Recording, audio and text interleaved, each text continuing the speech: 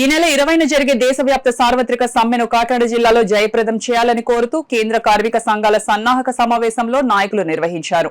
Kakinada కచేరీపేటలోని CITU కార్యాలయంలో AICCTU రాష్ట్ర convener గొడుగు సత్యనారాయణ అధ్యక్షతన కేంద్ర కార్మిక సంఘాల సన్నాహక సమావేశం జరిగింది. ఈ సమావేశంలో సిఐటియు జిల్లా అధ్యక్షుడు దువ్వ శేషబాబ్జీ, ఏఐటియుసి జిల్లా ప్రధాన కార్యదర్శి తోకల ప్రసాద్, ఐఎన్టీయూసీ జిల్లా అధ్యక్షులు తాళ్లూరి రాజు, ఐఎఫ్టియు రాష్ట్ర ఉపాధ్యక్షులు జె వెంకటేశ్వర్లు పాల్గొని మాట్లాడుతూ కేంద్రంలోని నరేంద్ర మోడీ ప్రభుత్వం కరోనా సమయంలో చర్చ లేకుండా తీసుకొచ్చిన కార్మిక వ్యతిరేక 4 లేబర్ కోడ్లను అమలుకై చేస్తున్న తీవ్ర ప్రయత్నాలను అడ్డుకునేందుకు భారతదేశంలోని యావత్ కార్మిక వర్గం మే 20వ తేదీని సమ్మె చేయడం ద్వారా అడ్డుకోవాలని పిలుపునిచ్చారు. మే 3 నుండి 5వ తేదీలోపు యాజమాన్యాలకు, అధికారులకు సమ్మె నోటీసులు అందించాలని, మే 7వ తేదీన జిల్లా విస్తృత సమ్మె సదస్సును నిర్వహించాలని, మే 12 లోపు అన్ని మండలాల్లో సదస్సులను పూర్తి చేయాలని, కరపత్రాల ద్వారా, పోస్టల్ ద్వారా సమ్మె డిమాండ్లపై కార్మికుల్లో విస్తృత ప్రచారం నిర్వహించాలని కార్యాచరణ ప్రకటించారు. ఈ కార్యక్రమంలో సిఐటియు జిల్లా ప్రధాన కార్యదర్శి చెక్కల రాజ్ కుమార్, ఐఎన్టీయూసీ నాయకులు వివి రమణ, సాయి తదితరులు పాల్గొన్నారు. ఈరోజు కాకినాడ జిల్లా కేంద్ర కార్మిక సంఘాల నాయకుల సమావేశం జరిగింది.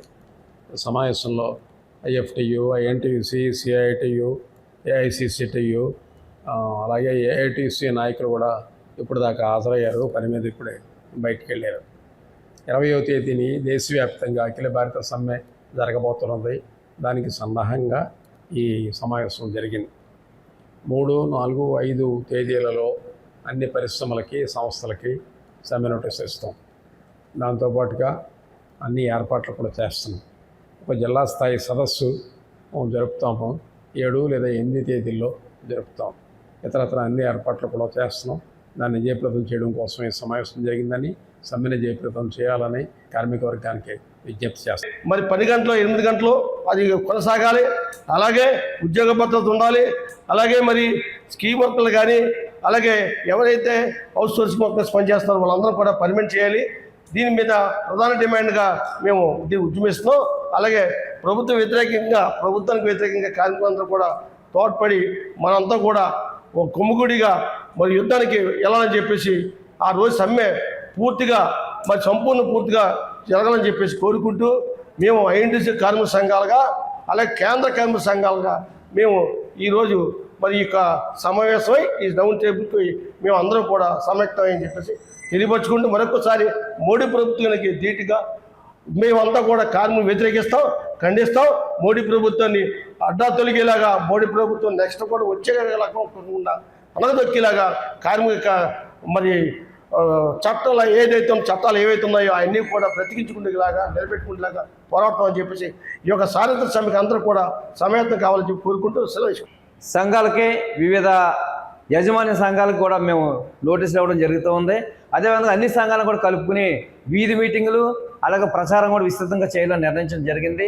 ముఖ్యంగా కేంద్రంలో మోడీ నాయకత్వంలో జరుగుతున్న బీజేపీ ప్రభుత్వం ఏదైతే ఉందో లేబర్ చట్టాలను రద్దు చేసి లేబర్ కోడ్లను తీసుకొచ్చింది. ఇది కానీ అమలు అవుతున్నట్లయితే భారతదేశంలో కార్మిక వర్గానికి పూర్తి స్థాయిలో హక్కులు కోల్పోయే ప్రమాదం ఉంది. అలా గ్రామీణ ప్రాంతాల్లో కార్మికులు హక్కులు కోల్పోతూ ఉంటారు. భారత భూభాగాన్ని ఆదాని, అంబానీ లాంటి వాళ్ళు కట్టబెట్టే ప్రమాదం జరుగుతూ ఉంది. చాలా దుర్మార్గమైన చర్య. ఏకపక్షంగా ఫాసిస్ట్ పాలన కొనసాగుతున్న మోడీ విధానాలకి వ్యతిరేకంగా గ్రామీణ ప్రాంతంలో ఉన్న పేదలు, రైతులు, కౌలు రైతులు, వ్యవసాయ కూలీలు, మహిళలు ఎవరిని వదలలేదు మోడీ ప్రభుత్వం. ఆ ప్రభుత్వ విధానాలకు వ్యతిరేకంగా రేపు 20వ తేదీన జరిగే సమ్మెలో అన్ని వర్గాలు పాల్గొని ప్రభుత్వానికి తగిన గుణపాఠం చెప్తారని ఈ సభాముఖంగా కార్మిక సంఘాలుగా మేము విజ్ఞప్తి చేస్తాం. ఇట్లాంటి విధానాల వల్ల మేము తీవ్రంగా ఈ ప్రభుత్వాలకి హెచ్చరిస్తున్నప్పటికి కూడా బుద్ధిరాని కారణంగా ఇట్లాంటి సార్వత్రిక సమ్మెలు ఇప్పటికి దాదాపు 20 వరకు చేయాల్సి వస్తుంది. ఇది 20వ సమ్మెగా మేము భావిస్తూ ఉన్నాం. ముఖ్యంగా కేంద్ర ప్రభుత్వం 29 లేబర్ చట్టాలను రద్దు చేసి 4 లేబర్ కోడ్లు తీసుకొచ్చింది. ఈ కోడ్లు అమల్లోకి వస్తే మొత్తం కార్మికులు కట్టు బానిసలుగా మారే ప్రమాదం ఉంది. వెట్టి చాకరీ చేసే పరిస్థితి ఉంది. కనీస వేతనాలు అడిగే హక్కు కోల్పోతారు, సంఘం పెట్టుకునే హక్కు కోల్పోతారు, సమ్మె చేసే హక్కు కోల్పోతారు. అంతేకాకుండా ఈ లేబర్ కోడ్ల ద్వారా యజమానుల్ని అన్ని రకాలుగా రక్షిస్తూ ఉన్నారు. ఏంటంటే ముఖ్యంగా వాళ్ళకి ఇంతకుముందు శిక్షలు ఉండేవి, పెనాల్టీలు ఉండేవి. శిక్షలు రద్దు చేసి పెనాల్టీలు వేస్తూ ఉన్నారు. ఇది పెట్టుబడిదారులను కాపాడడానికి తప్ప మరేది కాదు. ఖచ్చితంగా ప్రతి కార్మికుడికి 26,000 రూపాయల జీతం ఇవ్వాలి. కాంట్రాక్ట్ అవుట్ సోర్సింగ్ కార్మికులను రెగ్యులరైజ్ చేయాలి, స్కీమ్ వర్కర్లందరినీ కూడా ప్రభుత్వ ఉద్యోగులుగా గుర్తించాలి, 4 లేబర్ కోడ్లు రద్దు చేయాలని చెప్పేసి ఈ ప్రధానమైన డిమాండ్ల మీద సమ్మె జరుగుతూ ఉంది.